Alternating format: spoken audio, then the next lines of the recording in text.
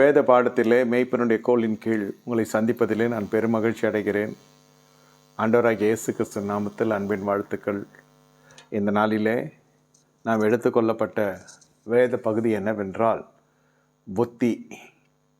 புத்தி, ஞானம், அறிவு, எப்படி வேணால் எடுத்துக்கொள்ளலாம். அறிவு, ஞானம், புத்தி இது மூன்றும் வித்தியாசப்பட்டது, ஒன்றோடு ஒன்று தொடர்புடையது. ஆனால் ஒவ்வொன்றும் வெவ்வேறு பொருள் கொண்டது என்று நாம் வேதத்தில் வாசிக்கக்கூடும். அறிவு, ஞானம், புத்தி எல்லாம் அவருக்குள் இருந்தது என்று, இயேசு கிறிஸ்துக்குள் இருந்தது என்று வேதம் சொல்லுகிறது. இந்த நாளிலே புத்தி என்று சொன்னால் ஆங்கில மொழிபெயர்ப்பிலே அண்டர்ஸ்டாண்டிங். கர்த்தரோடு கூட உறவாடுகிற பொழுது இந்த வேத பாடத்திலே விசுவாசிகள் தெரிந்து கொள்ள வேண்டிய ஒரு மிகப்பெரிய ஒரு காரியம்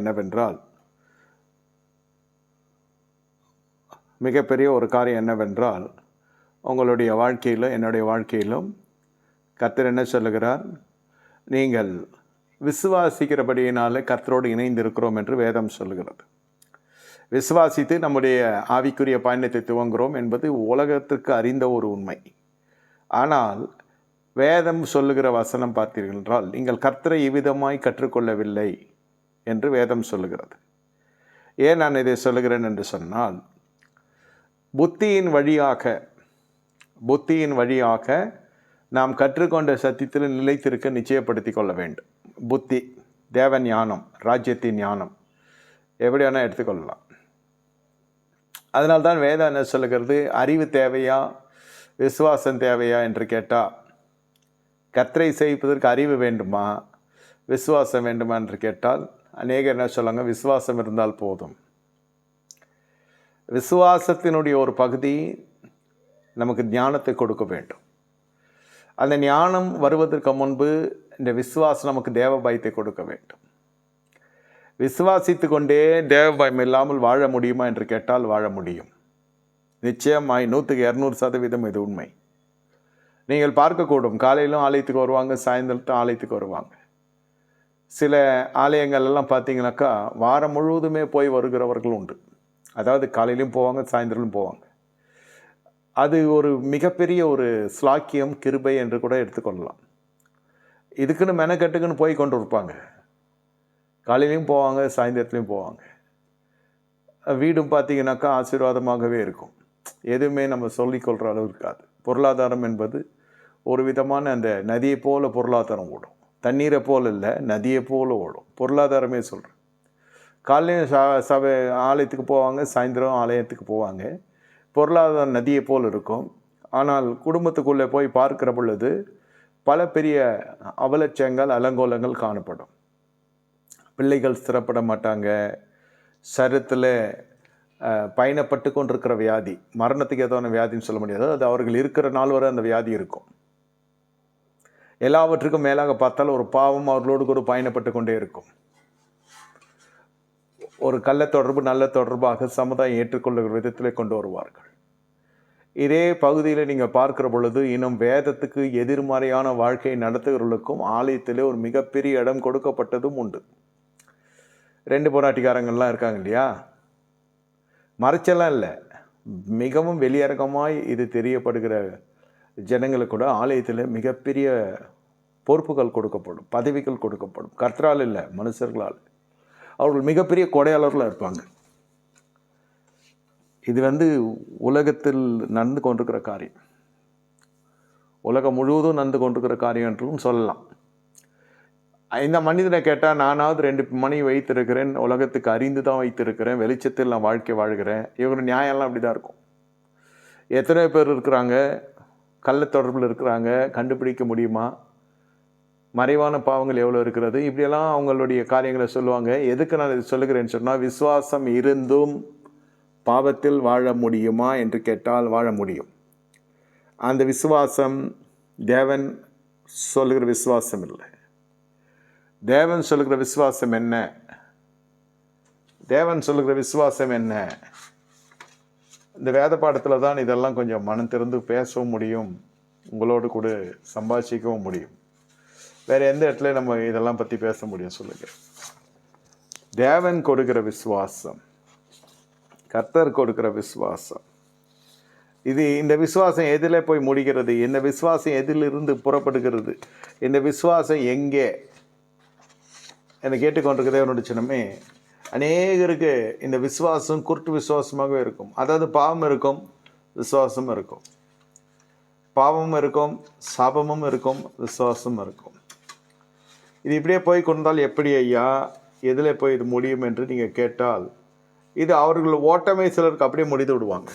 பாவத்திலிருந்து வெளியே வராமலே விசுவாசத்தில் இருந்து முடிந்து விடுவாங்க. ஆனால் எபிரேயர் புஸ்தகத்தில் அப்படி சொல்லவில்லை.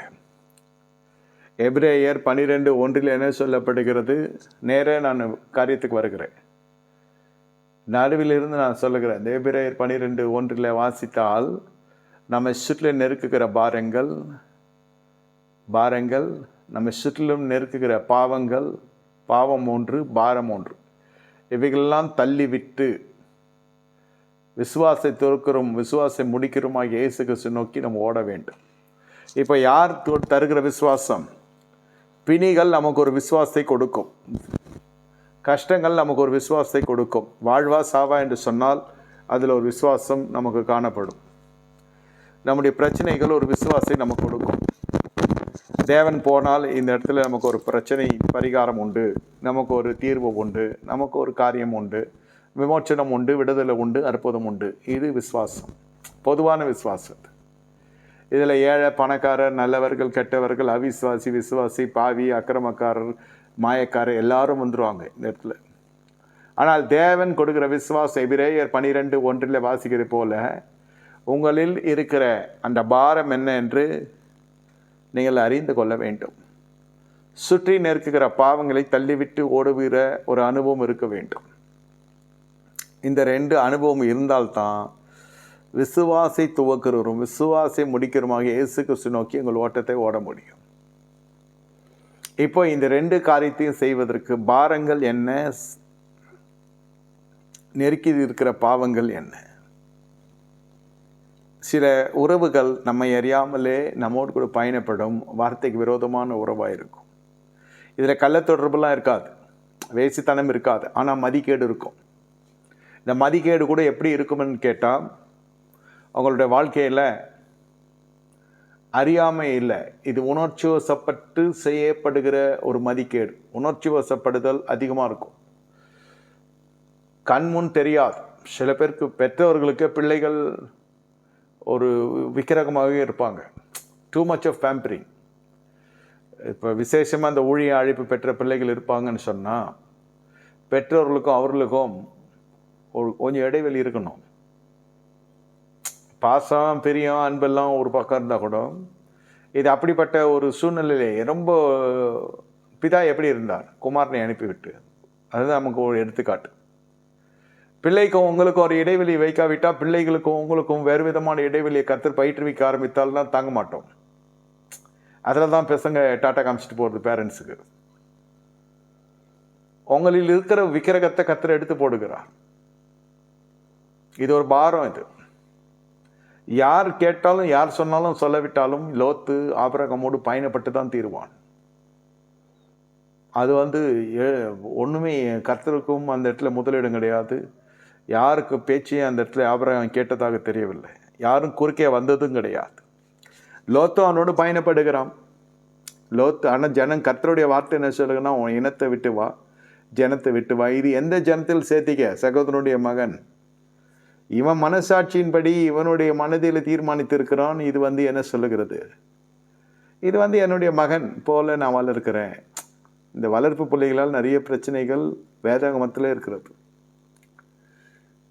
ஆனால் நிறுவனமாக எடுத்து செயல்படுகிற பொழுது அந்த பிள்ளைகள் ஒரு செதுக்கப்பட்ட ஒரு சிற்பமாகவே இருப்பாங்க. ஒழுக்கத்திலும் சரி, கணத்திலும் சரி, படிப்பிலும் சரி, வேலை வாய்ப்பிலும் சரி, ஒழுங்கான ஒரு இடத்துல இருப்பாங்க. இது எதிர்மறையாக இருக்கும் வளர்ப்பு பிள்ளைங்கள்லாம். ஒன்று, அவங்கள ரொம்ப சிரமப்படுத்துவாங்க உறவினர்கள். இந்த மாதிரி பல காரியங்கள் இருக்கிறது. சொல்லப்படுகிறது இது ஒரு பாரம். நமக்கு தெரியாத அந்த பாரத்தை நம்ம சுமக்கிறோன்னு. சில பேரெல்லாம் பார்த்தீங்கன்னா, விசுவாசிகளே சொல்கிறேன், பிள்ளைகள் வளர்ந்து அவர்கள் ஒரு பருவத்துக்குள் வருகிறாங்க. முதல்ல சொன்ன ஊழிய அழைப்பு இருக்கிற பிள்ளைகளை ரொம்ப பேம்பர் பண்ணுறது, ரொம்ப அவங்க மேலே பிரியமாக இருக்கிறது, அது கர்த்தருக்குன்னு ஒப்பு கொடுத்தாச்சு. கொஞ்சம் நம்ம இடைவெளியோடு இருக்கணும். கர்த்தர் என்ன செய்கிறாரோ அதுக்கு குறுக்க வரக்கூடாது. சில சமயத்தில் அந்த இடத்துல பிரச்சனை வந்துடும். பாரம் சொல்கிறேன். இது கர்த்தர் எல்லாம் முகமுகமாக பேசி ஜனத்தை விட்டு வான்னு சொன்னாலும் அந்த ஜனம் ஒன்று கூட ஒட்டி கொண்டு வருகிறது. கர்த்தர் அதை ஆட்சேபிக்கவில்லை என்பதை போல் இருக்கும். ஆனால் கொண்டு வரப்பட்ட நபரால் பொல்லாத போராட்டங்கள் யுத்த காலம் வரைக்கும் இந்த தீர்க்க திசையை கொண்டு போய் விட்டுக்கிறான். சரி பரவாயில்ல, கர்த்தர் கூட இருந்தால் ஜெயித்தா ஆபிரகாம், அது விஷயம் வேறு. அது வரைக்கும் இவ்வளவும் பண்ணியும் அந்த மனுஷனுக்கு ஆபிரகாமோடு கை கோர்த்து திரும்பி வர வேண்டிய ஒரு சூழ்நிலை கிடைத்தும் வரவில்லை. பாருங்கள் எவ்வளோ தூரம் இருக்கிறது. நீங்கள் பாராட்டுகிற உணர்ச்சி வசப்பட்டு பாராட்டுகிற அன்பு, இது எல்லாம் உணர்ச்சி வசப்படுதலுக்குள்ளே போய் நின்றோம். இந்த உணர்ச்சி வசப்படுதல் உச்சக்கட்டத்தில் கணவனுக்கும் மனைவிக்கும் கூட சண்டை வந்துடும். இருதரத்தாருடைய ஜனங்களை பார்க்கிற பொழுது, பேசுகிற பொழுது அவர்கள் மிகப்பெரிய கோபம் கொன்றவர்களாக மாறிடுவாங்க. அது எப்படி எங்கள் அண்ணன் அப்படி பேசுவீங்க, அது எப்படி எங்கள் தங்கச்சி அப்படி பேசுவீங்க, எப்படி அது எங்கள் வீட்டாரும் 2 பேர் வீட்டாரும் வந்து அப்படியே இந்தியா பாகிஸ்தான் மாதிரி ஆகிடும். பாரம் இது. தாயின் தகப்பனையும் விட்டு பிரிந்து மனைவியுடைய சேர்ந்திருக்க கடவன், மனைவி தாய் வீட்டு ஜனத்தை விட்டு பிரிந்து புருஷன் வீட்டுக்குள்ளே வந்து சேர கடவுள். அப்பொழுது ராஜா அவள் அழகிலே மகிமை பிரியப்படுவாரெல்லாம் வேதம் சொல்லுகிறது.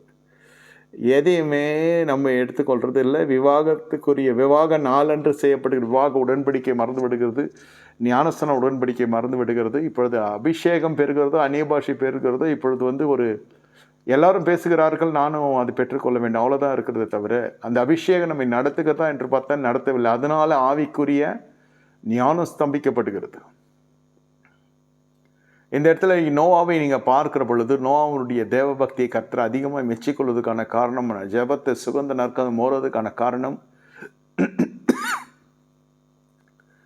அந்த இடத்துல சம்பந்திகள் அந்த பேழைக்குள்ளே காணப்படவில்லை. எவ்வளோ பெரிய நெருக்கமான ஒரு உறவு இது, எவ்வளோ நெருக்கமான உறவு இது. இது கலவரத்தை குடும்பத்துக்குள்ளே கொண்டு வருகிற உறவு இது. உறவு மட்டும் இல்லை, இந்த செய்கை சொல்கிறேன். எப்படி எங்கள் தாய் தகப்பனாரை நீங்கள் விட்டுட்டு எடுக்க முடியும் வண்டின்ட்டு அந்த மருமகள்கள் கேட்டிருக்கலாம், கேட்கல. 3 மருமகள்கள்.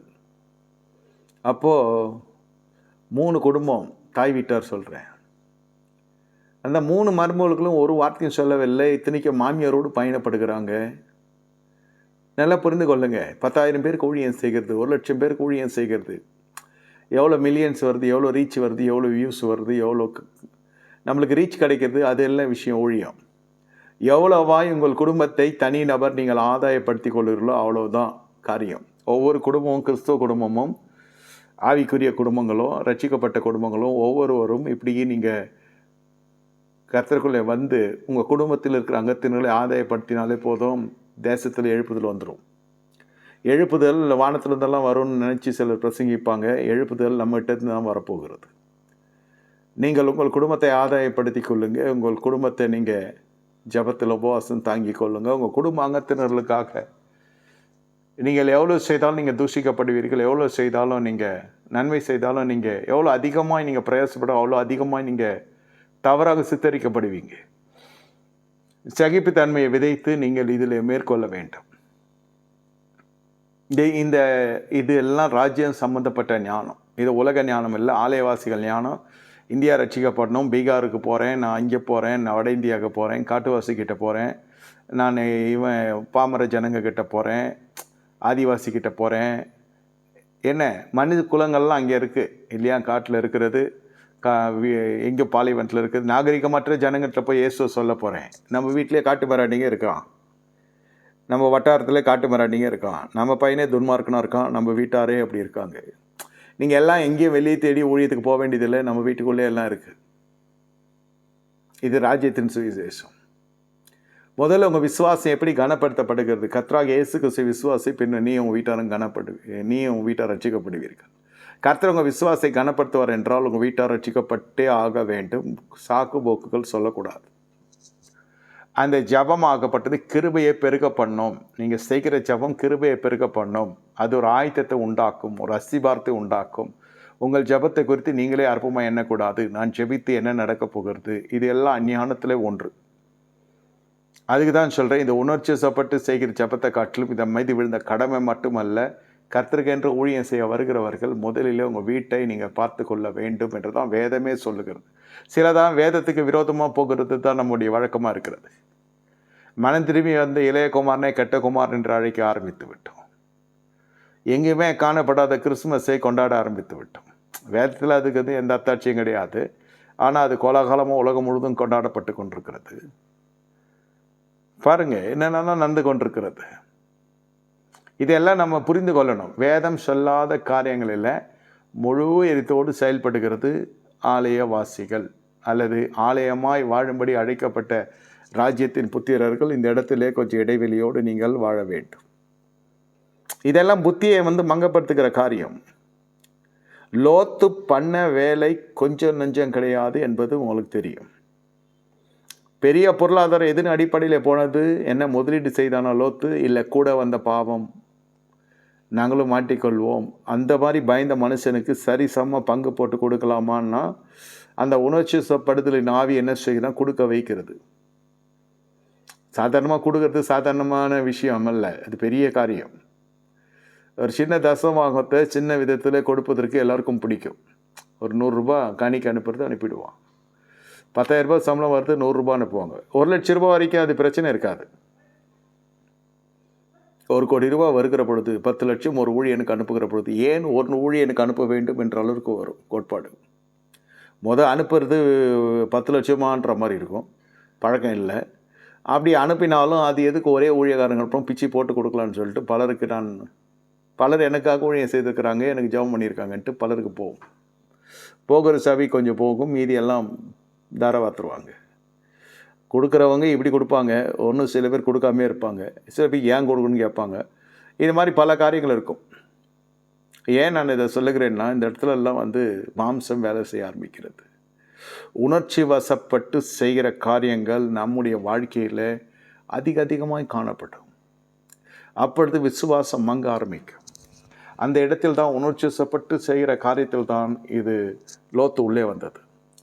லோத்துவை கர்த்தர் அனுப்பும்படியெல்லாம் சொல்லவில்லை. லோத்துக்குள் இருக்கிற பாவம் அவனை விட்டு ஆபிரகாம் விட்டு வெளியேற்றினர். இது வந்து ஒரு பாரம், இது வந்து ஒரு மிகப்பெரிய பாரம். இந்த மனுஷன் என்னதான் நீதிமான் என்று சொல்லி வேதம் சொன்னாலும், நான் தான் சொன்னேன், விசுவாசிக்கலாம். பாவத்தை விட்டு வருகிறது ஒரு அனுபவம். விசுவாசத்து கொண்டே பாவத்தில் இருக்க முடியுமா? இருக்கலாம். லோத்து பெரிய குடிகாரன், பெருங்குடிகாரனாக மாறிட்டான். ஆபிரகாம் விட்டு போனதும் சோதம் கொமோராவுடைய அந்த நாட்டினுடைய கலாச்சாரம், அந்த ஜனங்களுடைய பழக்க வழக்கங்கள் எல்லாம் வந்து என்ன செய்கிறது? லோத்து பெருங்குடிகாரனாக மாற செய்து விட்டது. மொடா குடிகாரன். ஆபிரகாம் இடத்தில் இருந்த பொழுது இதெல்லாம் கிடையாது. இல்லை, எதுக்கு நான் இதெல்லாம் எடுத்து சொல்லுகிறேன் என்றால், ஆனால் வேதம் சொல்லுது புதிய ஏற்பாட்டில் நீதிமானாகிய லோத்து இறுதியில் பாதிக்கப்பட்டான். அந்த விசுவாசம் தன் விசுவாசம் நீதிமான் பிழைப்பான். இப்படி எப்படி மெச்சிக்கொள்ளணும்னாக்கா, நான் ஜெபித்தேன், என்னுடைய கட்டணங்கள்லாம் கட்டப்பட்டு விட்டது. நான் ஜெபித்தேன், என்னுடைய வீட்டு வாடகை கட்டப்பட்டது. நான் ஜெபித்தேன், என்னுடைய பொருளாதார பில்ஸ் எல்லாம் செட்டில் ஆயிடுச்சு. கர்த்தர் நல்லவர் சொல்லி முடியத்துல மறு மாதம் வந்துடும். இந்த விசுவாசம் என்பது என்ன? நம்பப்படும் உறுதி காணப்பட நிச்சயமாக இருக்குது. அந்த விசுவாசம் எதில் இருக்கணும்? இந்த இடத்துல வந்து முழுவதும் பாரம் கூடவே பயணப்படும். விசுவாசம் ஒரு புறம் பயணப்படும். இன்னொரு புறம் பார்த்தீங்கன்னாக்கா, பாவத்தை தள்ளிவிட்டு ஓட அந்த பழக்கம் இருக்காது. அது இருந்து கொண்டு போகட்டும்வாங்க. இவ்வளோ வருஷம் அந்த தொடர்பு இருக்கிறது, இனிமேல் எங்கே போகிறது? இருந்து கொண்டு போகட்டும், நான் இருந்து கொண்டு இருக்கிறேன், கர்த்தர் எல்லாத்தையும் அறிவார், கர்த்தர் மன்னிப்பார், இப்படி தான் ஆரம்பிக்கும். அந்த பாவத்தை விட்டு வருகிறது முடியாது. ஆனால் இதே தேவன் நாமத்திலே தேவனுடைய பக்தியோடு கூட ஜீவிக்கத்தை உலகறிய செய்து கொண்டிருக்க முடியும். இப்படிப்பட்டவர்களுக்கு தேவன் கொடுக்குற விசுவாசம் என்பது உள்ளே வருவதற்கு ஒரு குழா தண்ணி போல வரும். தேவன் கொடுக்குற விசுவாசம் வராது. அதுவும் அதே மாதிரி வார்த்தை அறிவிக்கிற சபைக்கெல்லாம் போக மாட்டாங்க இந்த 2 பொண்டாட்டிக்காரங்களாம். இந்த துணிகரமான பாவத்தில் இருக்கவங்கெல்லாம் பரிசுத்தாவினால் நிறையப்படுகிற பிரசங்கங்களுக்கோ பரிசுத்தாவி நிறைந்திருக்கிற இடங்களுக்கோ போக மாட்டாங்க. அவங்க இருதயம் முழுவதும் விருப்பத்தில் பயணப்படும். அதற்கு சாதகமான ஜனங்களை தான் இயேசு நல்லவர், இயேசு இது செய்கிறார் அது செய்கிறார்னு சொல்லிட்டு போயினே இருக்கிறதுக்கு தான் போவாங்க. இந்த தேவனுடைய அனந்த ஞானம், தேவனுடைய சத்தியம், தேவனுடைய வாசனை, தேவனுடைய நற்காந்தம் இருக்கிற இடத்துல போக மாட்டாங்க. ஆனால் விசுவாசிகள் என்று அழைக்கப்படுவாங்க. நாங்களும் விசுவாசத்தில் இருக்கிறோம் என்று சொல்லுவாங்க. ஊழியர்கள் போனால் காணிக்கை கொடுப்பாங்க. ஆனால் விசுவாசத்திற்கு துவக்குகிறவரும் விசுவாசம் முடிக்குமாய் கர்த்தராகிய இயேசு கிறிஸ்து நோக்கி ஓட்டத்தை ஓடக்கணும் என்று சொன்னால் அந்த ஓட்டம் இருக்காது. நடைகளே சரி இல்லை, எங்கேருந்து ஓட முடியும்? நடைகள் என்றால் என்ன? ஒழுக்கத்தின் அடிப்படையில் சொல்லவில்லை. ஒழுக்கம் வேற, பரிசுத்தம் வேற. நகம் வெட்டுவாங்க, முடி நல்லா கரெக்டாக கிராப் பண்ணுவாங்க, தாடி வச்சாலும் ஒழுங்காக வச்சுக்குவாங்க, இல்லை சவரம் பண்ணால் நல்லா சவரம் பண்ணுவாங்க, நேரத்துக்கு வருவாங்க, நேரத்துக்கு போவாங்க, லிமிட்டாக சாப்பிடுவாங்க, லிமிட்டாக பேசுவாங்க, கோவப்பட மாட்டாங்க. சமுதாயத்தினுடைய எல்லா ஞானமும் இருக்கும். ஒரு சமூகத்தோடு பழகக்கூடிய ஞானமும் இருக்கும். இதெல்லாம் ஒழுக்கத்தின் அடிப்படையிலே கல்லூரிகள் கற்றுக் கொடுக்கறது, பள்ளிக்கூடங்கள் கற்றுக் கொடுக்கறது, நம்முடைய பழக்க வழக்கங்களை நம்ம ஒரு நாகரிகத்தில் கொண்டு வருகிறது.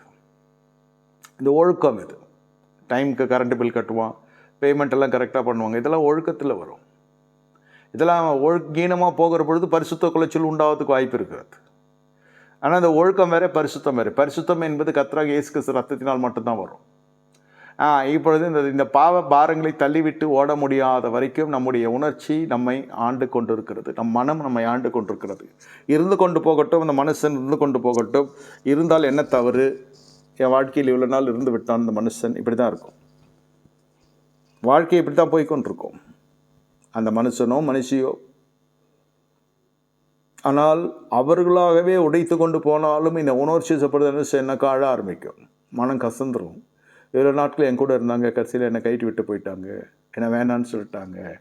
பாவம் ஒன்று விட்டு போகிறது என்ற அறிவு வரல, பாரம் நம்ம விட்டு போகிறது என்ற அறிவு வரல. இது விசுவாசம் எங்கே? இன்னும் விசுவாசம் ஆரம்பிக்கலை. விசுவாசம் என்பது வேதம் சொல்லு விசுவாசம் ஆரம்பிக்கலை. நம்பப்படுகிறது காணப்பட நிச்சயமாக இருக்கிற விசுவாசம் என்னென்னா, பரலோகத்தில் நமக்கென்று ஒரு இடம் உண்டு, நமக்கென்று ஒரு ஸ்தலத்தை ஆயத்தம் பண்ணுவதற்கென்று அவர் கடந்து சென்றிருக்கிறார். இந்த பக்குவத்துக்குள்ளோ இந்த படிவத்துக்குள்ளே வராது. இது சுற்றி சுற்றி பார்த்தால் இவன் என்னை கிள்ளிட்டான், இவன் என்னை அடிச்சிட்டான், இந்த ஸ்கூல் பசங்க சொல்கிற மாதிரி நம்முடைய உலக தேவைகளுக்காகவும் நம்முடைய முறைமேல் எல்லா சொந்தக்காரங்கிட்டையும் ஒருத்தங்கிட்ட சண்டை போட்டு ஒவ்வொருத்தங்கிட்ட ஒப்புரவாகிறதுக்குள்ளே ஆயுசு நாட்களே முடிஞ்சிடும். சிலதெல்லாம் ஒப்புரவாகமே கடைசி வரைக்கும் சுயநீதியில் நான் பண்ணதான் கரெக்டுன்னு செய்வாங்களா, செய்ய மாட்டாங்களா?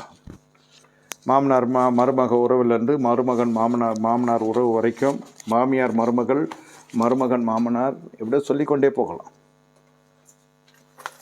இதுக்கு எல்லையே கிடையாது.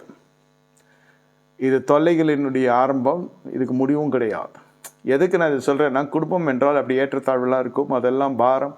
எந்த பாரத்தை தள்ளிவிட்டு போனோமோ, அதாவது நமக்கு பிடித்த உறவுகளை பிடித்து கிட்ட வைத்து கொள்வோம், பிடிக்காத உறவுகளை பாரமாக எண்ணிக்கொண்டு தள்ளி விடுவோம். இதுதான் இன்றைய நடைமுறை போய்கொண்டிருக்கிறது. நான் என்ன சொல்லுகிறேன், உங்கள் வாழ்க்கையில் கர்த்தர் கொடுக்குற விசுவாசம் வேண்டும் என்றால் உண்மையாகவே உணர்ச்சி வசப்படுகிற காரியங்களை நீங்கள் தள்ளிவிட வேண்டும். கோபம் வருகிறதா, அன்பு வருகிறதா? கோபம் அன்பு எல்லாம் சேர்ந்து வரும், எல்லாமே உணர்ச்சி வசப்படுதலுக்குள்ளே தான் வருகிறது. அப்போ நாங்கள் என்ன ஜடமாக வாழ வேண்டுமா, எங்களுக்கு உணர்வு இல்லையா என்று கேட்டால் இந்த இடத்துல தான் தெய்வீகம் ஆரம்பிக்கிறது. இந்த இடத்துல நீங்கள் ஜெயித்தீங்கன்னா உண்மையிலே கர்த்தர் விசுவாசத்தை துவக்க ஆரம்பிப்பார். அதனுடைய பொருள் என்னவென்றால், அப்போஸ்தலர் நடவடிக்கையில் நீங்கள் பார்த்தீங்கன்னா அவருடைய வாழ்க்கையில் சீடர்கள் போன இடத்துலலாம் அற்புதம். இயேசுவின் வஸ்திரத்தை தொட்டால் தான் அற்புதம், சீடர்களுடைய நிழலெல்லாம் அற்புதம். ஒன்றே ஒன்று, அந்த அபிஷேகம் அவர்களை வழிநடத்தின காரியம் என்னவென்று கேட்டால் பரிசுத்தாவின் கனிகள். பரிசுத்த ஆவியினுடைய கனி அன்பு, சாந்தம், சமாதானம், நற்குணம், தயவு, நீடிய பொறுமை, விசுவாசம், இச்சையடக்கம் என்றெல்லாம் வாசிக்கிறோம், இல்லைன்னு சொல்ல. கலாத்தியர் 6:23-24. அது எப்பொழுது நமக்கு செயல்படுகிறது என்று நம்ம நினைக்க முடியும். கனிகள் இருக்கிறதான்னு கேட்டால் இருக்குன்னுவாங்க. ஆவியின் கனிகள் உங்களுக்கு இருக்கான்னு கேட்டு பாருங்கள், யார்கிட்டயாவது இருக்குன்னுவாங்க. அபிஷேகம் இருக்கான்னு கேட்டால் சொல்லிடலாம், அபிஷேகம் இருக்குன்னு சொல்லலாம். அந்நிய பாஷை கிருபை இருக்கான்னு கேட்டால் அது நம்ம ஜபம் பண்ணுறப்போ அந்த பாஷை நமக்கு வெளியரங்கமாக்கப்படும், தெரியும். அபிஷேகத்தை கண்டுபிடிச்சிடலாம் இருக்கா இல்லையான்னு. இல்லாத அபிஷேகத்தை இருக்கிறத போல் பாவிக்கிறதும் கண்டுபிடிச்சிடலாம். அதே சமயத்தில் கனிகள் இருக்கா இல்லையான்னு நல்லா தெரிஞ்சவங்க கேட்க மாட்டான். நெற்பமான கேள்வி இது. உங்களுக்கு பரிசுத்தாவின் கனிகள் இருக்கான்னு கேட்டால் கோச்சுவாங்க நிறைய பேர். அறிவு இருக்கான்னு கேட்குற மாதிரி அது. சில பேர் அதின்னு புரிஞ்சிக்காமல் இருக்குன்னு சொல்லுவான். அப்போ தெரிஞ்சுக்கலாம், இருக்குன்னு சொன்னாலும் சரி, இருக்கான்னு கேட்டாலும் சரி, ரெண்டு பேருமே சரியான ஆட்கள் அல்ல. எப்பொழுது உங்களுக்குள் இருக்கிற கனிகள் தென்படும், அல்லது எப்படி உங்களுக்குள் கனிகள் இருக்கிறது உலகம் அறிய முடியும்? எப்பொழுது உங்களுக்குள் இருக்கிற கனிகளை குறித்து நீங்களே அறிந்து கொள்ள முடியும்? உங்களுக்கு நல்லா தெரியும், மாம்சம் தனியாக கிரியை செய்யும், ஆவி தனியாக கிரியை செய்யும். இந்த அனுபவம் விசுவாசிகளுக்கு வர வேண்டும் என்று தான் வேத பாடம். இது விசுவாசியாக இருக்கிற போதே கற்றுக்கொண்டால் ஊழியம் உங்களுக்கு என்று நாளை ஒன்று கர்த்தர் உங்களுக்கு கொடுப்பார் என்றால் நீங்கள் மிகவும் மிகவும் ஆசீர்வதிக்கப்படுவீர்கள். ஒரு உண்மையிலே ஒரு சிறந்த ஒரு ஊழியக்காரராக, ஒரு பிழையற்ற ஒரு ஊழியக்காரராக அநேகருக்கு ஆசீர்வாதம் இருப்பீங்க. அநேகர் ஊழியம் என்றால் வரங்கள் இருந்தால் செய்யலாம்னு நினைப்பாங்க. அது அவருடைய எண்ணம். ஆனால் ஊழியம் என்பது எதன் அடிப்படையில் இருக்குது என்று கேட்டால் கனிகளின் அடிப்படையில் தான் ஊழியங்களை கற்றுத் தருகிறார். அந்த கனி என்பது என்ன? 1 கொரிந்தியர் 13 வாசிக்கப்போ, அன்பு சகலத்தின் தாங்கும், சகிக்கும், நம்பும், விசுவாசிக்கும். இந்த வேலண்டைன்ஸ் டே நாள் கொண்டாடுறாங்களே அன்பு, காதலர் தினம், அந்த அன்புக்கு ஒரு சொல்ல நான், இது தெய்வீக அன்புன்னு சொன்னால் ஏற்றுக்கொள்ளும். இந்த அநேக குடும்பங்கள் நீங்கள் பார்ப்பீங்கன்னாக்கா, விசுவாசிகள் குடும்பத்தில் ரட்சிக்கப்பட்டு ஊழியம் செய்து கொண்டிருக்கிறோம், அல்லது ஊழியம் குடும்பமாக செய்வாங்க, ஆலயத்தோடு இணைந்து செய்வாங்க, அல்லது தனிப்பட்டதுலையாவது ஏதாவது ஒன்று கற்றுக்கணும் செய்ய நினைப்பாங்க. திடீர்னு ஒரு பாலியல் சர்ச்சை குடும்பத்துக்குள்ளே வருகிறது. பாலியல் சர்ச்சை குடும்பத்துக்குள்ளே வருகிறது. கணவன் ஏதோ இடத்துல பிரச்சனை ஆகி விடுகிறது. என்ன நடக்கும்? அந்த கணவனை ஏற்றுக்கொள்வாங்களா? அந்த அம்மா சர்ச்சை சொல்கிறேன், ஒரு சந்தேகத்துக்குரிய காரியங்கள் வந்தாலே நடவடிக்கைகள்லாம் கடும் நடவடிக்கையாக இருக்கும். ஆரம்ப காலகட்டமாக இருந்தால் அது வேறு மாதிரி, அணுகுமுறை வேறு மாதிரி இருக்கும். நடு வயதில் வருகிற பொழுது பிள்ளைகள்லாம் வாலிபத்துக்குள்ளே வந்துடுவாங்க. பிள்ளைகள் தாயெல்லாம் ஒரு கட்சி ஆகிடுவாங்க. இந்த மனுஷன் மறுபடியும் ஆதி பேச்சுலரிசம் போயிடும். தனியாக இருப்பது நல்லதில் தான் துணை கொடுத்தாரு, துணை கொடுத்த ஒழுங்காக இல்லை, அதனால் மறுபடியும் தனிமை வந்துடும் வாழ்க்கை. ஆனால் பாலியல் சம்பந்தப்பட்ட விஷயத்தில் நீங்கள் பார்க்குற பொழுது, இவளை சேர்த்து கொள்ள ஐயப்படாது என்று நீதிமானாகிய யோசேப்பிடத்தில் கர்த்தர் சொல்லுகிறார். மரியாளுக்கு பார்த்து, மரியாளுடைய வாழ்க்கை அவ்வளோ பரிசுத்தமாக இருந்தது என்பது உண்மை. ஆனால் இந்த நீதிமான் என்ன செய்ய வேண்டும்? இதெல்லாம் பெருசாக எடுத்துக்கொள்ளக்கூடாது. அவளை இயேசு பிறக்கிற வரைக்கும் மரியாதை அறியவில்லை. இது படுக்க பிரச்சனை எடுத்துக்கொள்ள முடியாது. இதை நீதிமானுடைய பாங்கு ஆலயத்துக்கு வந்து ஜெபிக்கிறது பொழுது மட்டுமல்ல, குடும்பத்தில் தாம்பத்திய வாழ்க்கை முதல் கொண்டு சொல்லுகிறேன். உங்கள் குடும்பத்தில் நடத்துகிற இடத்துல தான் கர்த்தர் மகிமைப்படுவார் தவிர, ஆலயத்தில் வந்து செய்கிற ஊழியத்தில் கர்த்தர் மகிமைப்படுவார். கர்த்தர் அதை உங்களுக்கு அந்த அனுகிரகத்தை கர்த்தர் கொடுத்துருக்கிறாருன்னு தான் நான் சொல்லுவேன். ஆலயத்தில் வந்து நீங்கள் ஊழியம் செய்கிறீங்கனாக்கா அது கர்த்தர் பாராட்டின கிருபை. அது கூட நான் செய்கிற ஊழியம் சொன்னீங்கன்னா என்னை பொறுத்த வரைக்கும் அது சரியில்லை. கர்த்தர் உங்களுக்கு ஒரு கிருபை பாராட்டிருக்கார், நீங்கள் ஆலயத்தில் ஊழியம் செய்கிறீங்க, சந்தோஷம். ஆனால் வீட்டில் செய்ய வேண்டிய ஊழியம் கர்த்தர் கிருபை பாராட்டினால் கர்த்தருடைய இறக்கம் நான் செய்தேன்லாம் சொல்ல முடியாது. அது உங்கள் மீது விழுந்த கடமை. வீட்டில் நீங்கள் ஒரு ஊழியம் செய்கிறீர்கள் உங்களே அறியாமல். இது அநேகருக்கு அதிர்ச்சியாக இருக்கும். வீட்டில் என்ன ஊழியத்தெல்லாம் முடிச்சு வீட்டுக்கு ரெஸ்ட் எடுக்க போகிறோம், சாப்பிட்டு தூங்க போகிறோம், படுக்க போகிறோம். படுக்கிற இடத்துலையே பிரச்சனை வரும். எத்தனை வீட்டில் படுக்க பிரச்சனை இருக்குது தெரியுமா? தெரியாதுன்னு இல்லை, தெரியும். சபை இதில் தலையிடாது. அது பரிசுத்த குலைச்சலாக நினைக்கும். சபை இதை தலையிடாத வரைக்கும் வேசித்தனம் சபைக்குள்ளே தலைவிரித்து ஆடும். இது சத்தியம். அதனால தான் விசுவாசிகள் திருவிருந்திலே இஷ்டப்படி திருவிருந்து எடுக்கிற அளவுக்கு ஆகிடும். சின்ன சபை வரல, ஒன்று ஆப்சண்ட் ஆகிடுவாங்க. அப்படி இல்லை, சிச்சுவேஷன் சரி இருக்காது, எல்லாருக்கும் எடுக்காமல் இருந்தால் எல்லோரும் பார்ப்பாங்க. இது ஏதோ ஒரு தவறு நன்றுக்க தான் எடுக்கலன்றது ஓரளவுக்கு தெரிஞ்சிடும். அது மனஸ்தாபமாக கூட இருக்கலாம், மன கஷ்டப்படலாம், வேசித்தனமாகவும் இருக்கலாம், ஆளுக்கு ஏற்றபடி. அது திருவிருந்து எடுத்தாலும் காட்டி கொடுத்துரும். நான் சொல்கிறது உண்மையான திருவிருந்து சொல்கிறேன். இந்த இடம்லாம் வந்து பாரத்தை தள்ளணும். நீங்கள் உணர்ச்சியிலே பயணப்பட்டு கொண்டிருக்கிறீர்கள். கணவன் நல்லவனாக இருக்கிற வரைக்கும் அந்த மனைவி அல்லேலூயா சோத்திரம் சொல்வார். கணவன் அந்த எல்லை தாண்டி போகிற பொழுது அந்த மனுஷனை மறுபடியும் கணவனாக ஏற்றுக்கொள்கிறார்களா என்றால், பிள்ளைகளுக்காக வாழலாம், ஒரு கூடாரத்துலேருந்து வாழலாம். ஆனால் எங்கே நியாயந்தீர்ப்பாலோ கட்டில் நியாயந்தீர்த்துரும் அந்த மனைவி. இது நடக்கிறதா நடக்கலையா? நல்லா புரிந்து கொள்ளுங்க. இந்த இடத்துல கனிக்கிரியை செய்யணும். அன்பு சகலத்தின் தாங்கும், சகிக்கும், நம்பும், விசுவாசிக்கும். இந்த இடத்துல உண்மையான நீதிமான் என்ன செய்வாங்கன்னா, விசுவாசிகள் சகோதரனாக இருக்கட்டும், சகோதரியாக இருக்கட்டும், மனைவியாக இருக்கட்டும், கணவனாக இருக்கட்டும், என்னுடைய விவேகமற்ற வாழ்க்கை என் மனைவியை திசை திரும்ப பண்ணினது, அதனுடைய பலன்தான் இது. அல்லது கற்புள்ள நடக்கையில் நான் தவறிட்டேன், நான் கனி கொடுக்க தவறிட்டேன், அதனால தான் என் புருஷன் திசை மாறிட்டான் அப்படி சொல்லுவாங்களே யாருன்னா? இது வரைக்கும் சொல்லி கேள்விப்பட்டிருக்கீங்களா? ஆனால் இதுதான் உண்மை. இது பாரம், இது தள்ளி விடணும். என்ன பாரம்? திருமணமாகாத ஜனங்கள் கூட இன்று வந்திருக்கலாம், தப்பு இல்லை, இப்போ கேட்டுக்கொள்ளுங்க. நாளை குடும்பத்தில் எழும்புகிற எந்த பிரச்சனையாக இருந்தாலும் அதற்கு நீங்கள் உத்தரவாதம் எடுத்துக்கொள்ளணும். இது என்னால் வந்தது என்று அந்த பொறுப்பு எடுத்துக்கொள்ளணும். தவறு என் மேலே இல்லை, அந்த மனுஷன் மேலே தான். தவறு என் மேலே இல்லை, அவன் மேலே தான். அப்படி இல்லைன்னா தவறு செஞ்சவன் சொல்கிறது ஒரு வாய் கூசாமல் 2 பேருமே சொல்லுவாங்க. இவள் ஒழுங்காக இருந்தால் அந்த மனுஷன் ஏன் வெளியில் போகிறான், அந்த மனுஷன் ஒழுங்காக இருந்தால் இவையே இப்படி போகிறான். இது மிகவும் அபத்தமான காரியம். இது உலகம் சொல்லலாம், ராஜ்யத்துக்கு இது ஏற்றுக்கொள்ளவே பட முடியாத சத்தியம். அது சாட்சி. இது ராஜ்யம் என்ன சொல்லுகிறது? கன்னிகள் உடையவர்களாக நீங்கள் இருக்கணும். நீங்கள் பலிக்கு பெருகணும்னா கன்னிகள் உடையவர்களாக இருக்கணும்.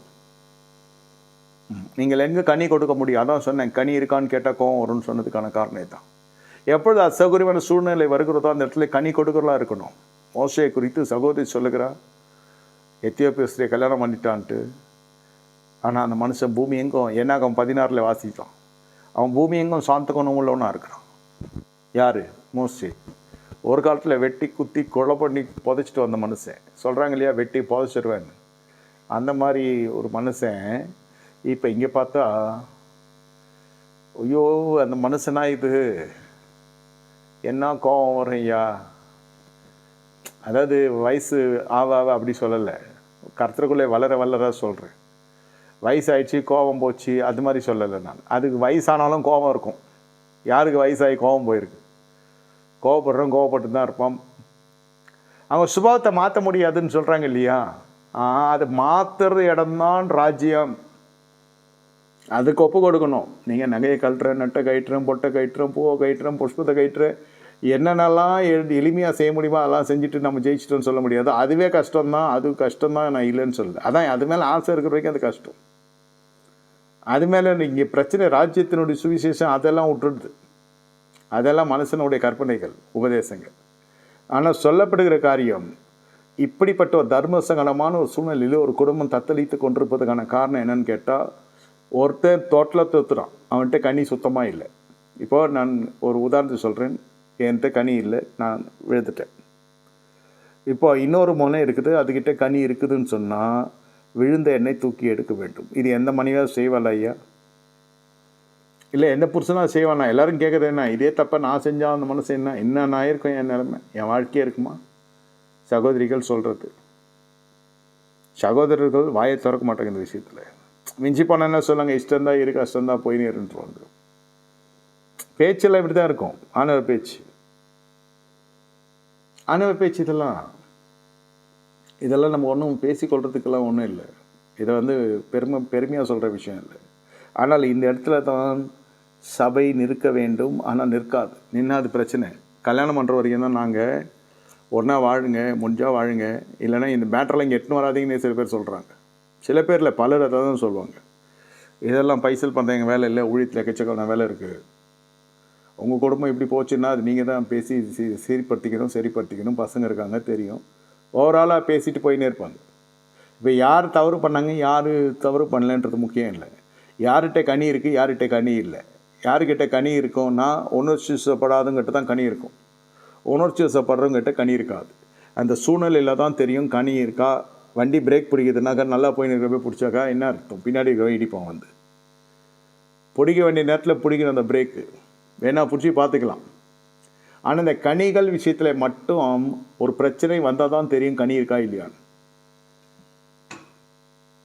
சும்மா பேசுகிற பொழுதே தீ பொறிக்க பேசுகலாம் உண்டு. தன்னுடைய பட்சத்தில் இருக்கிற நியாயத்தை பெருசாக பேசுகிறவங்களும் இருக்குது. மற்றவங்களை பேசவே விடாமல் குறுக்க பேசிக்கினே இருப்பாங்க. மற்றவங்க பேச நேரமே கொடுக்க மாட்டாங்க. விவாத மேடையெல்லாம் நீங்கள் டிவியில் பார்த்துருப்பீங்க. நான் பேசுகிறதில்ல, கொஞ்சம் டைம் கொடுங்கன்னு இன்னொருத்தர் பேசினே இருப்பான். தூக்கி போட்டு டிவியை உடைக்கலாமான்னு இருக்கும். ஆனால் நம்ம பார்த்தா நம்ம டிவி தான் உடையும். அவன் அதே மாதிரி தான் இருப்பான். பக்கத்து வீட்டில் போய் பார்த்தாலும் அது மாதிரி தான் பேசின்னு இருப்பான். அந்த மாதிரி இப்போ சர்வசாதாரண விஷயத்தில் பேசுகிற பொழுது கூட அந்த அந்த ஆக்ரோஷம், அந்த சுயநீதி உடைய பிரதிபலிப்பு அப்படி இருக்கும். அது சொன்னால் கோபம் வரும். அதான் உண்மை.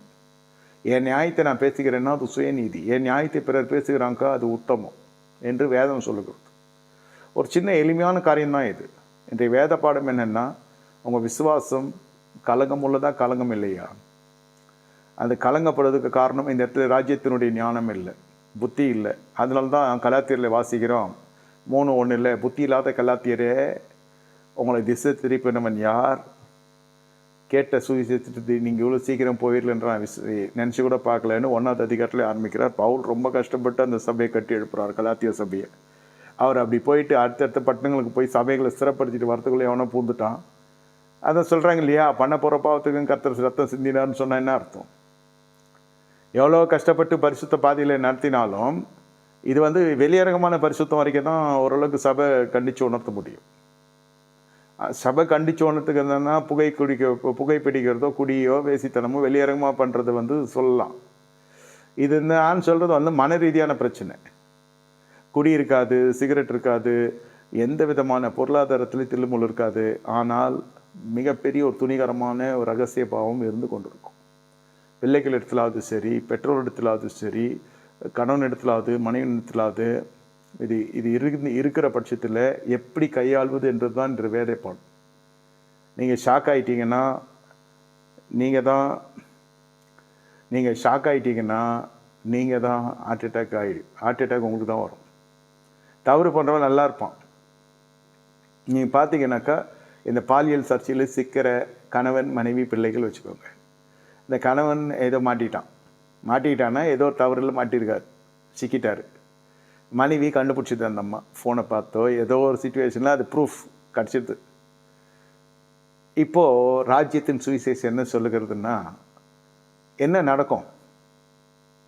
ஒரு உதாரணத்துக்கு ஒரு கணவன் கையும் மெய்யுமாக பிடிபட்டுறான் ஃபோனில், வேற ஒரு கேர்ள் ஃப்ரெண்டோடைய கான்டாக்டு ஏதோ எல்லாம் மாட்டுறாங்களே இப்போ ஃபோனில் தான் மாட்டிக்கிறான். அப்போ மனைவி எப்படி இருப்பா? அப்போ ஃபஸ்ட்டு உத்தமன்னு நினச்சி வாழ்கிறவள ஃபஸ்ட்டு டைம் பார்க்குறப்போ எத்தனையோ பேர் என்னென்னமோ ஆயிருக்காங்க, சொல்ல முடியாத நிலை கொலைஞ்சிட்டவங்களாம் இருக்காங்க. ஐயா, நான் எங்கள் தகப்பன் மாதிரி பார்த்தேன், அது கணவனையே சொல்கிறேன், என் தகப்பன் மேலே வச்சுருந்தேன் அந்த மரியாதை வச்சுருந்தேன், எல்லாத்தையும் சதிச்சுட்டான் அந்த மனுஷன். என் மனம் வெந்து நொந்து ஒன்று அப்படியே பைத்தியத்துக்கு முன்னாடி ஸ்டேஜில் இருப்பாங்க. பைத்தியம் பித்து பிடிக்கிறதுக்கும் ஒரு முன்னாடி பருவத்தில் இருக்கும் அந்த மனம். அழுவாங்க, நிறைய பேர் சிரிக்கலாம் ஆரம்பிச்சிருக்காங்க, ஏதோ பைத்தியம் ஆயிட்டாங்க. இந்த ஷாக் ஏன்? உங்கள் மனதில் அவ்வளோ வலிமை இல்லையே, ஏன்?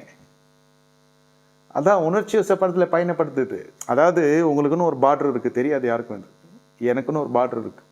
இதை செய்கிற வரைக்கும் தான் கணவன் மனைவியெல்லாம் இதை செஞ்சால் அதுலேருந்து கணவன் மனைவியில் நான் துண்டிச்சிடுறேன். விவாகரத்து வாங்கலாம் கூட அந்த மனுஷனை கிட்ட சேர்க்கறது இல்லை. சரீர அளவில் என்னை தொட நான் அலோவ் பண்ண மாட்டேன்னு வந்தம்மா. வேற ஒருத்தர் தொட்டுப்பட்டான், அவ்வளோதான். புருஷன் என்ன செய்வான் இந்த மாதிரி ஆச்சுன்னா?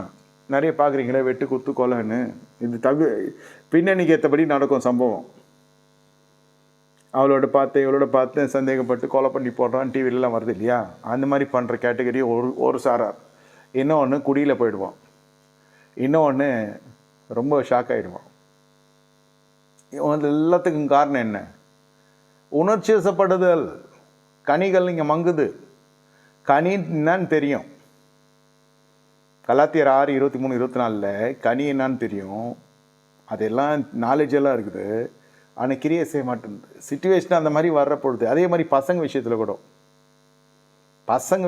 சொல்கிறேன். கணவன் மனைவி கூட ரொம்ப பக்தியான இருப்பாங்க. பசங்க ஏதாவது ஒன்று இவங்களோட செய்கிற ஊழியத்துக்கு, இவங்க போதிக்கிற சத்தியத்துக்கு விரோதமாக பசங்களே எழும்புறப்போ எப்படி இருக்கும் தெரியுமா?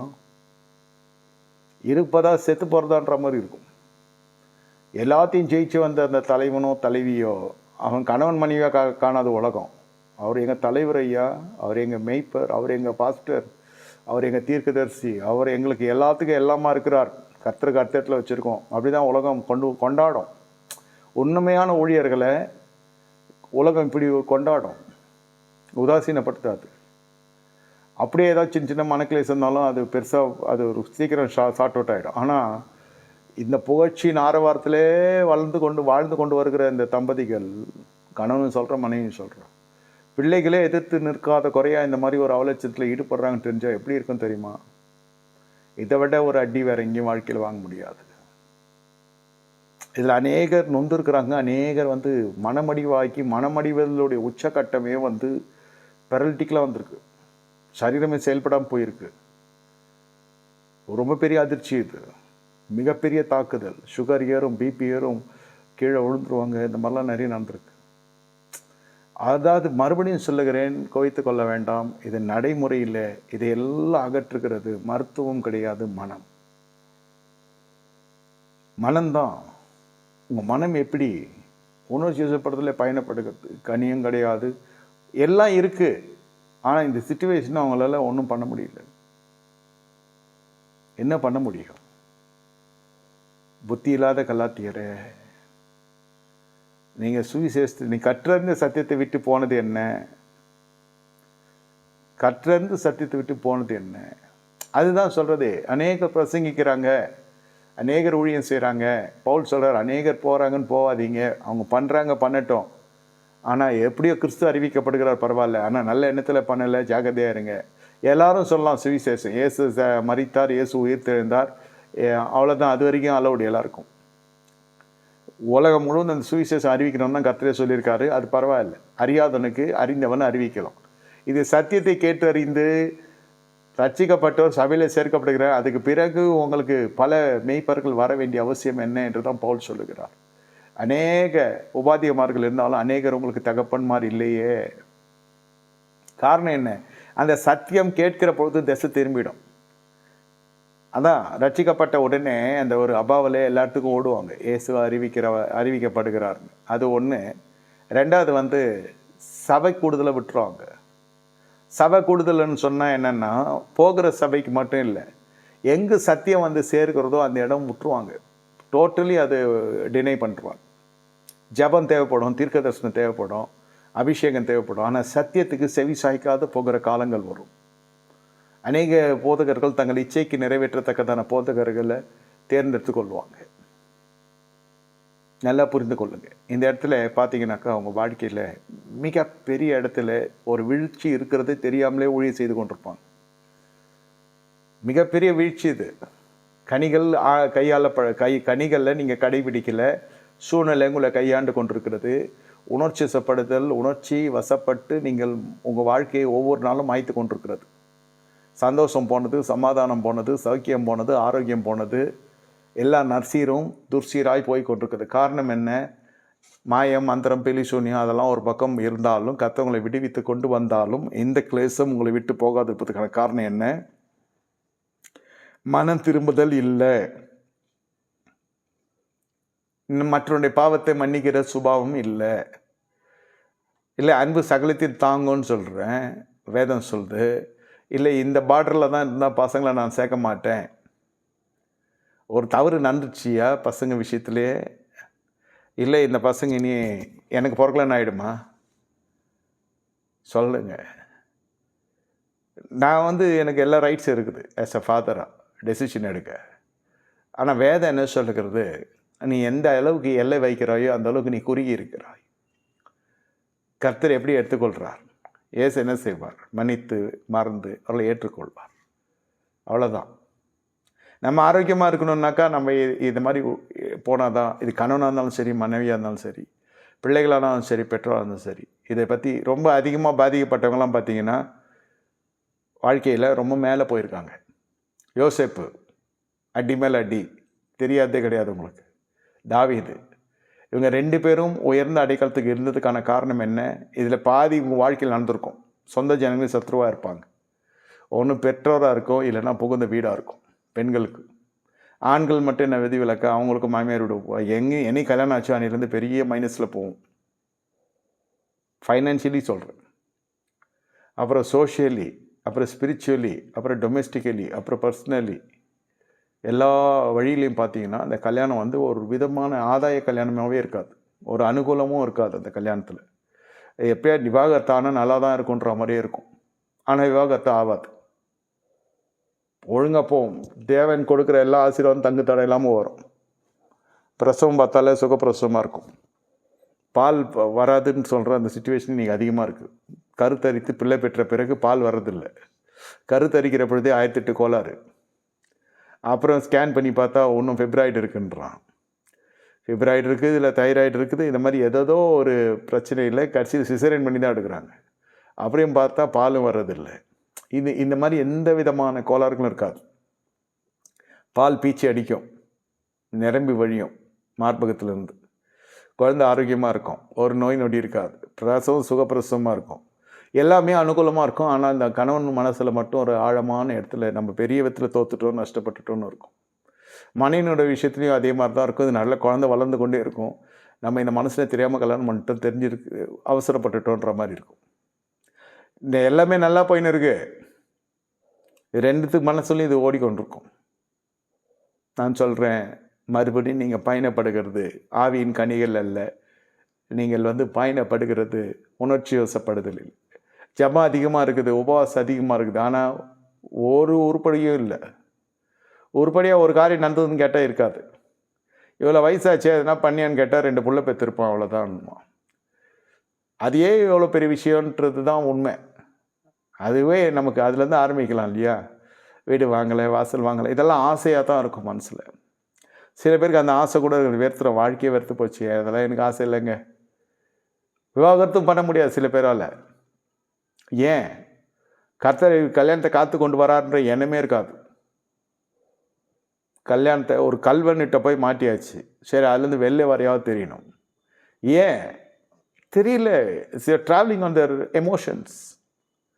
நீங்கள் அந்த உணர்ச்சிசப்படுதலுக்குள்ளே நீங்கள் போய் போய் போய் போய் டேமேஜ் ஆனதான் மிச்சம். சைக்காலஜிக்கல் ப்ராப்ளம் வந்தது தான் மிச்சம்.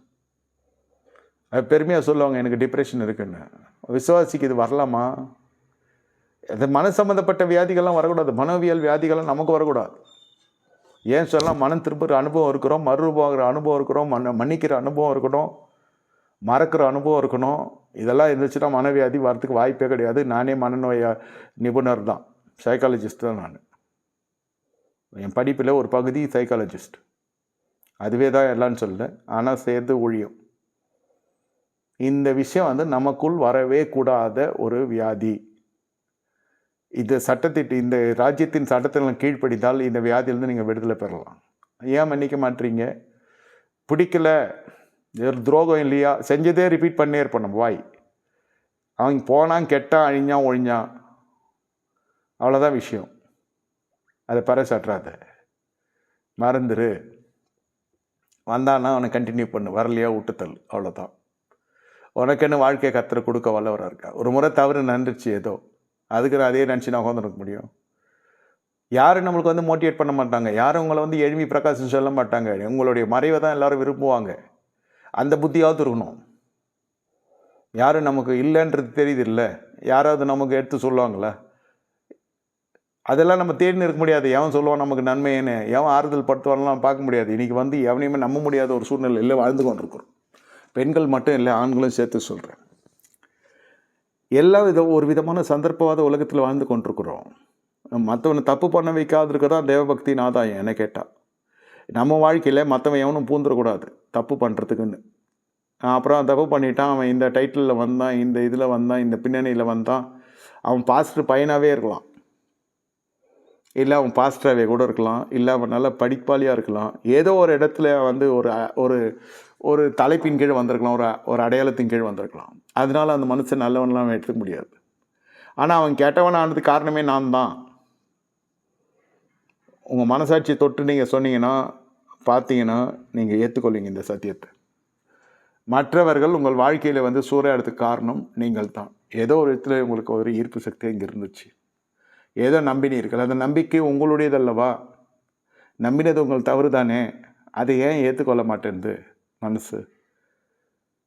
கர்த்தரை நம்புனீங்களா, மனுஷன் நம்புனீங்களா? மனுஷனை நம்பினா இந்த பிரச்சனை தான். மாயை நம்புறது மனுஷன் நம்புறது ஒன்று தான்.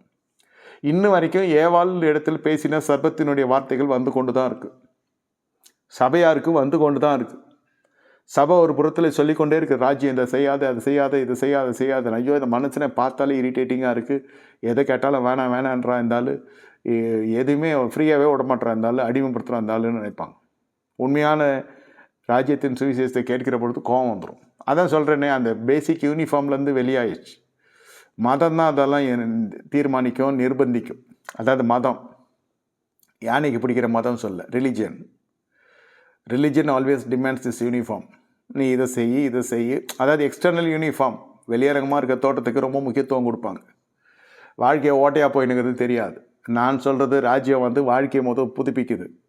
ஏதோ இருக்கிறத எனக்கு யாரோ கொடுக்குறாங்க, காணிக்கை கொடுக்குறாங்க, நான் ஏதோ உடுத்திக்கொள்கிறேன். கோட்டும் கொடுக்குறாங்க, வேஷ்டியும் கொடுக்குறாங்க, ஜிப்பாவும் கொடுக்குறாங்க, சட்டையும் கொடுக்குறாங்க. சில கண்ட்ரிலெலாம் போனால் ஷார்ட்ஸ் கொடுத்தாங்க.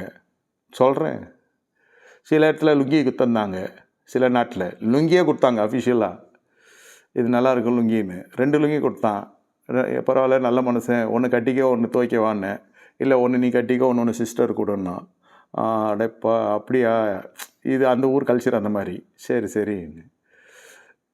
இல்லை சொல்கிறேன், ஏதோ அவங்க கொடுக்குறாங்க, நம்ம வாங்கி போட்டுக்கிறோம், அவ்வளோதான். இல்லை, இதை தான் உடுத்துவேன்னா அது என்ன சொல்கிறது, அது எனக்கு என்னமோ சரியாக படல. நான் இதை தான் உடுத்துவேன், எனக்கு இதை தான் நீ வாங்கி தரணுன்னா என்ன அர்த்தம்? அது ஒரு வித்தியாசமான ஒரு பிரதிஷ்டையாக இருந்தால் நான் குறுக்க வரல. ஆனால் ராஜ்யம் அதில் தலையிடாது. நீ எதையாவது உடுத்திக்கொள், நியாயமாக மனசாட்சிக்கு மற்றொரு இடல் வராமல் உடுத்திக்கொள், போதும். உங்களை மனசாட்சிக்கு ஏற்றபடி உடுத்திக்கொள்ளுங்க, நான் வேணாம்னு சொல்ல. ஆனால் அதிலெல்லாம் கான்சன்ட்ரேட் பண்ணிட்டு மனசை கோட்டை விட்டிங்கனாக்கா அப்புறம் நம்ம அப்படியே உட்காந்து இருப்போம். நான் எங்கே இருக்கிறேன், நீங்களாம் யாருன்னு கேட்பான் பிரசங்கம் முடிஞ்சோன்னு. எதுக்கு சபைக்கு வந்தோன்னு தெரியாது, என்ன கர்த்தர் பேசுகிறாருன்னு தெரியாது. அவன் மனம் முழுவதும் உட்காந்துருக்கும். டிப்ரெஷன், நினச்சதே நினச்சி நாட்கள் போய் வருஷங்கள் போய் உடல் ஊதி, தூக்கத்துக்கு ஒரு மாத்திரை, சோத்துக்கு ஒரு மாத்திரை, ஏதாவது மாத்திரை போட்டால் தான் எல்லாம் இயங்கும். Who is operating you? Tablets. நான் மருந்துக்கு எதிரே எல்லாம் கிடையாது. நம்ம வீட்டிலே மருத்துவம் நிறைய இருக்குது. 2 டாக்டர் உருவாகிருக்கிறாங்க எங்கள் வீட்டிலே, இல்லைன்னு சொல்ல. நம்ம அதுக்கெல்லாம் அகென்ஸ்ட் கிடையாது. ஆனால் ஓரளவுக்கு நியாயமாவான சரீரம் ஆலயமாக இருக்குது, உன் மனம் புதிதாக நிலை மறுமாவன்னு வேதம் சொல்லுது. மாத்திரை போட்டு வண்டி ஓட்டுறதெல்லாம் நமக்கு ஒத்து வராது ஐயா. நல்லா எழும்பி பிரகாசி ஒளி வந்தது. மற்ற மன்னிக்கிறதுல ஒரு சுகத்தை காணுங்க, மறக்கல சுகத்தை காணுங்க ஐயா. நான் தான் நிறைய பேர் இது விவாகத்துக்கு அப்புறம் என்கிட்ட பேசியிருக்காங்க. நான் தப்பு பண்ணிட்டேன் ஐயா, முதல் விவாகத்து, 2வது கல்யாணம் ரொம்ப கசப்பாக இருக்குது. முதல் கல்யாணத்தை நான் நினைக்காத நாளே இல்லை. ஏன்னா முதல் கல்யாணத்தில் இருந்த பிரச்சனை ஒன்றுமே கிடையாது, சர்வசாதாரண பிரச்சனை. அதுக்கிட்டே நான் விவாகரத்து வாங்கிட்டேன். 2வது கல்யாணம் அதை விட மோசமாக இருக்குது. முதல் கல்யாணம் ஒன்றுமே இல்லை, அது தோட்டத்தில் இருக்கிற 2 முள் குத்துச்சு, அவ்வளோதான். இது அப்படி இல்லை, இது காட்டுக்குள்ளே போய் முள் காட்டுக்குள்ளே மாட்டின்னு இருக்கிறேன் நான் அப்படின்றான். பொண்ணும் சொல்லியிருக்கு, பையனும் சொல்லியிருக்கான். இல்லை, ஏன் சொல்கிறேன்னா, சிலத்தில் உண்மையிலே விவாகரத்து ஏமாற்றி கட்டினா பண்ணி தான் ஆகணும், வழி இல்லை. சிலத்தில் மறைச்சே கட்டியிருப்பான், உடல்நிலை பயங்கர கோளாறு இருக்கும், வாழவே முடியாது. வயசுக்கு வராத பொண்ணை கட்டி வச்சுருக்கான் ஒருத்தர். எப்படி தான் தைரியமாக பண்ணுறான்னு தெரில. இதெல்லாம் இதை நகை போடுறான், நட்டு போடுறான், போட்டு போடுறான்ட்டு ஆசைப்பட்டு போய் மாட்டிக்கிச்சு.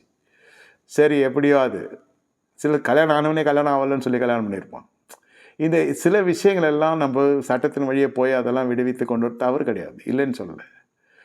ஆனால் அதே சமயத்தில் சில சமயத்தில் நம்ம ஓரளவுக்கு ஒருத்தர் தண்டிக்கிற முகாந்தத்தில் நீங்கள் விவாகரத்து வாங்குறீங்கன்னா அது ரொம்ப கஷ்டம், ரொம்ப கஷ்டம். நான் காரியத்தை மனுஷன் செஞ்சுட்டான், இதோடு இந்த மனுஷனுக்கு எனக்கும் சம்மந்தம் வேணாம், சங்காத்தமே வேணாம், நான் தனியாக இருக்கிறேன், என்கிட்ட சம்பாத்தியம் இருக்குது, என் பிள்ளைகளை பார்த்துக்கொள்ளுறதுக்கு அந்த மனுஷங்கிட்ட சல்லி காசு வேணான்னு சொல்லிட்டு ஒரு விவாகரத்துக்கு ஒரு அம்மா போகுதுன்னா அது சபை வன்மையாக கண்டிக்குது. அது வேசித்தனமே அந்த மனுஷன் பண்ணியிருந்தானா கூட சரி, என்ன நீங்கள் கொஞ்சம் வெயிட் பண்ணி வாங்கலாம் விவாகரத்து. ஒன்று அந்த மனுஷனே உலகத்தை விட்டு கட்டுரை எடுத்துருவார், அப்படி இல்லைன்னா அந்த மனுஷனோட இருக்கிறாளே ஒருத்தி குடியை கெடுக்கிறவோ அவை இல்லாத பண்ணிவிடுவார். அந்த பெண்மணி எடுத்துருவாருன்னு நான் சொல்ல, 2 பேருக்குமே ஒரு கிளாஷ் ஆகி 2 பேரும் பிரிஞ்சிருவாங்க. மனம் திரும்பி நான் மைந்தனா திரும்பி வருவார். ஏற்றுக்கொள்ள வேண்டிய சூழ்நிலையில் நீங்கள் இருக்கிறீர்கள். அப்படியே நான் ஏற்றுக்கொள்ள மாட்டேன்னாக்கா அந்த மனுஷன் நீதிமான் ஆகிடுவான், நீங்கள் தான் பொல்லாத ஸ்திரீயாக மாறிடுவீங்க. ராஜ்யத்தின் சுவிசேஷம் சொல்கிறேன். நீங்கள் உங்களுக்கு வேறு மாதிரி வித்தியாசமான பிரச்சனை வந்துடும் வாழ்க்கையில். எந்த பொருளாதாரத்தை நம்மளால் அந்த பொருளாதாரம் கடைசி வரைக்கும் இருக்கும். அந்த பொருளாதாரம் 1 லட்ச ரூபா மாதம் வந்ததுன்னா கூட 1000 ரூபா மேலே கடன் வாங்கி வைத்தியம் பார்க்குற அளவுக்கு சில வியாதிகளும் கூட வந்துடும். நான் மிரட்டில், இது உண்மை. இதுக்கெல்லாம் காரணம் என்னென்னா உணர்ச்சி வசப்படுதல் தான். கோபத்தில் ஒரு டிசிஷன் எடுக்கிறதும், அன்பில் ஒரு டெசிஷன் எடுக்கிறதும், நான் லவ் பண்ணுறேன், நான் ஜவ் பண்ணுறேன், நான் இவன் தான் கட்டிக்குவேன்னு சொல்கிறதும் ஒரு எமோஷ்னல் டெசிஷன் தான், உணர்ச்சிப்பட்டு எடுக்கிற முடிவு தான். இல்லை இவன் செத்தாலும் இவனோட வாழ மாட்டேன், இவன் முகத்துலேயும் முடிக்க மாட்டேன், இவன் சங்காத்தமே வானான்னு சொல்லி கோவத்தில் எடுக்கிற டெசிஷனும் உணர்ச்சிப்பட்டு எடுக்கிற ஒரு முடிவு தான். லவ்வாக இருந்தாலும் சரி, டைவர்ஸாக இருந்தாலும் சரி, டிவிஷனாக இருந்தாலும் சரி, நல்லா புரிந்து கொள்ளுங்கள். இது ஒரே ஒரு கிட்ட தான் டிவோர்ஸ் பண்ண முடியும். அண்ணன் தம்பியை டிவோர்ஸ் பண்ணிக்க முடியாது. புருஷன் மனைவி மட்டும்தான் டிவோர்ஸ் பண்ணிக்க முடியும். பண்ணணும்னு நான் சொல்கிறேன். இது சேர்ந்திருப்பான், இணைந்திருப்பான், கர்த்தரோடு இணைந்திருப்பான்லாம் சொல்கிறாங்க. இது எதுலையுமே இணைந்தில்லை. நான் என்னோடய ஃபீலிங்ஸில் வாழ்ந்துன்னு இருக்கேன், என்னோடய எமோஷனில் வாழ்ந்துன்னு இருக்கேன். நான் வச்சுருக்க கோட்டுக்குள்ளே ஜனங்க, எனக்கு பிரியமான ஜனங்க அந்த கோட்டுக்குள்ளே இருக்கணும்னு நான் விரும்புகிறேன். நான் ஒரு மதவாதி, மந்திரவாதி இல்லை, மதவாதி. ஆனால் ராஜ்யம் என்ன சொல்லுகிறது? எல்லாம் ஃப்ரீயாக இருக்கலாம், ஆனால் மனம் திரும்பு. இந்த இடத்துல தான் சொல்லப்படுது, மாயக்காரலும் ஜெபிக்கிறாங்க, மாயக்காரலும் உபவாசிக்கிறாங்க, மாயக்காரலும் தர்மம் செய்கிறாங்க. அப்போ ராஜ்யத்தின் புத்திரர்களுக்கு என்னெல்லாம் நிர்பந்திக்கப்படலாம்? நீ செய்கிற தர்மத்தை தம்பட்டை அடிக்காத, தாரை ஊதாத, வலது கை கொடுத்து இடது கை தெரியாது செய் அப்படின்னு வேதம் சொல்லுது. அதிலே தெரிஞ்சுக்கலாம், இவன் தர்மம் பண்ணுறப்போ பப்ளிசிட்டி பண்ணாலும் இவன் மாயக்காரன். எவனானா இருக்கட்டும், எனக்கு அதை பற்றி கவலை இல்லை. யாரானா இருக்கட்டும், சத்தியம் தான் சொல்லுது.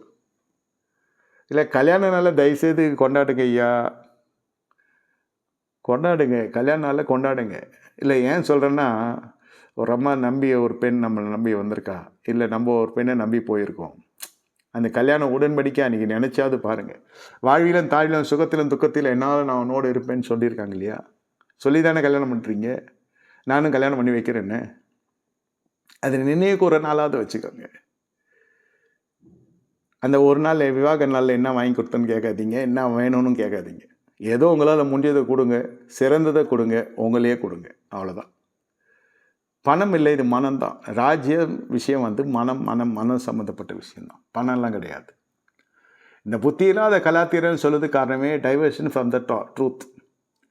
கற்றிருந்து சத்தியத்தில் நிலைத்திருக்க முடியாத அளவுக்கு பலதரப்பட்ட நூத்தன உபதேசங்கள் உள்ள வந்துடுது. அப்போ புத்தி மங்கி போயிடுது. கர்த்தருக்குள்ளே வாழ்வதற்கு புத்தி வேணுமா, ஞானம் விசுவாசம் வேணுமான்னு கேட்டால் விசுவாசம் வேணும், விசுவாசத்துக்குள்ளே ஞானம் வேணும், ஞானத்துக்குள்ளே தேவ பயம் வேண்டும். எல்லாம் சேர்ந்தது தான்.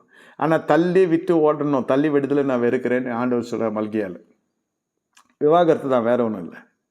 இங்கே தள்ளி விடுதலை நான் வெறுக்கிறேன்னு சொல்கிற தேவன் இந்த இடத்துல தள்ளி விட்டு ஓடுன்னு சொல்கிறார். பாரங்களை தள்ளி விட்டு ஓடு. அது கூடவே இருக்குது லோத்து மாதிரி ஆட்கள்லாம். சொந்தக்காரன் அவன் பிள்ளைய கூட கிடையாது, அண்ணன் பிள்ளை.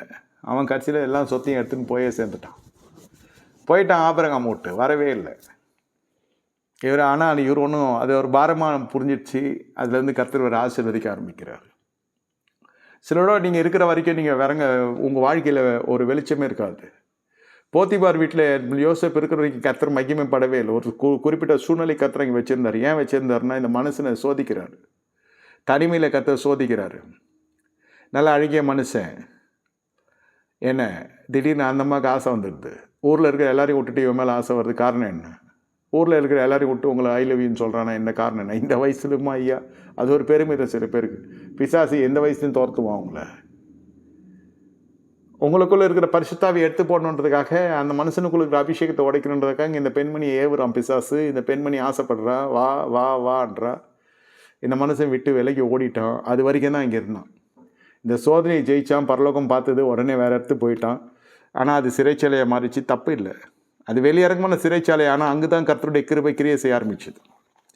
அது என்ன சொல்ல வரேன், அது வரைக்கும் போத்திபார் வீட்டில் இருக்கிற வரைக்கும் ஒன்றும் ஒரு தீர்க்கதரிசனம் வரல, ஒரு இதுவும் வரல. கனிகள் கிரியை செய்தா இல்லையான்னு கர்த்தர் பார்க்கிறார். அதுக்கு சொல்ல வரேன், கனிகள் கிரியை செய்தா உங்களுக்கு அந்த சோதனை தான் நடந்துன்னு இருக்கு. கனிகள் கிரியை செஞ்சிச்சுனாக்கா உணர்ச்சி வசப்பட மாட்டேங்க. அந்த மனுஷன் உணர்ச்சி வசப்பட்டிருக்கலாம், ஆனால் கனிகள் கிரியை செய்து உணர்ச்சி வசப்படுதல் கீழே அழிக்கப்படுகிறது. மேலோங்கி நிற்கிறது உணர்ச்சி வசப்படுதல் அல்ல, கனிகள். இங்கே குடும்பங்களில் மேலோங்கி நிற்கிறது உணர்ச்சி வசப்படுது. வார்த்தை அந்த மனுஷன் நான் கேட்குறேன், நாக்கு பிடிக்கிறேன், நாலு கேள்வி. வார்த்தை அவ தோலை உரிக்கிறேன், இந்த மாதிரியெல்லாம் இருந்தால் நீங்கள் தோத்துட்டீங்கன்னு அர்த்தம். ஆனால் கனிகளை பயன்படுத்துகிற பொழுது ஜனங்களை விட்டு பிரிய நீங்கள் சங்கடப்படவே மாட்டீங்க. எவ்வளோ நாளாக இருந்தாலும் பரவாயில்ல, எத்தனை வருஷமாக இருந்தாலும் பரவாயில்ல. வேணான்னு ஒரு முடிவு எடுத்துட்டோம்னா வேணாம், அவ்வளோதான். அதுக்கு முன்னே யோசிக்கக்கூடாது, பின்னே யோசிக்கக்கூடாது. இது நான் சொல்ல நல்ல காரியத்துக்காக. இவன் வா அனுதினம் என் கூட படுன்றாவோ, இவளை என்ன சொல்கிறது? இந்த மகராசி சோறு போட்டான்னு சொல்ல முடியுமா? இந்த மகராசி எனக்கு ஷெல்டர் கொடுத்தா, எனக்கு தனியாக இருந்தேன், இந்த இடத்துக்கு வீடு கொடுத்தா, எனக்கு சாப்பாடு கொடுத்தா, எல்லாம் அவளுக்கு தான். அதுக்கு தான் நான் உழைச்சி கொடுத்தேன். எல்லாத்துக்கு மேலே இந்த பரிசுத்தத்தை நம்ம ஸ்பேர் பண்ண முடியாது. இதுதான் நான் பலியை செலுத்த முடியும். கர்த்தருக்கு நான் காணிக்கை செலுத்தினேன்னா என் பரிசுத்தம். இது உணர்ச்சிசப்பட்டால் காலி, வாழ்க்கை காலி. இப்போ ராஜ்யத்தின் சுவிசேஷத்தில் உணர்ச்சிசப்படுதலை அதாவது ஆட்சேபிக்கிறது, அதை வரவேற்கிறது இல்லை. நீங்கள் உங்கள் எமோஷன்ஸை கண்ட்ரோல் பண்ணிட்டீங்கன்னா இல்லை, ஓவர் கம் பண்ணணும் emotions. You need to overcome your emotions, therefore you will be considers a kingdom heirs. Kingdom heirs. நீங்கள் இல்லைன்னா சும்மா அப்படி சுற்றின்னு வர வேண்டியது தான். நான் சர்ச்சுக்கு போனேன், ஆலயத்துக்கு போனேன், அது பண்ணேன், இது பண்ணேன், நான் தசம் வாங்கிட்டேன், நான் உபவாசித்தேன், நான் தான தர்மம் பண்ணேன், நான் இந்த ஜபம் பண்ணுறேன் 2 வேலைன்னு சொல்லினே இருக்க வேண்டியது தான். எதுவும் ஒன்றும் வாழ்க்கையில் வரும் புயலில் மறுபடியும் திருப்பி வேறு யார்கிட்டயா ஜபத்துக்கு ஓட வேண்டியதாக இருக்கும். போகிற சபையை விட்டு வேறு எங்கேயாவது போகணும். ஏன்னா இன்னொருத்தன் அனைட்டட் மேன் ஒருத்தன் வரான் அமெரிக்காவிலேருந்து, அப்புறம் ஆஃப்ரிக்காவிலேருந்து. ஒரு நாளைக்கு இந்திய தேசத்தில் 1000 பேர் வருவான். அதில் ஒரு 10 பேர்கிட்டையாவது நம்மளால் ஓடி போயின்னு இருப்பான். ஏன்? உங்களுக்கு தெளிவு இல்லை. அவங்ககிட்ட போனாலும் இது ஒன்றும் சரிப்பட்டு வராது. இவங்க சொன்ன தீர்க்க தரிசனம் தான் அங்கே சொல்கிறாங்க, அங்கே சொன்ன தீர்க்க தரிசனம் இங்கே சொல்கிறாங்க. ஏன்?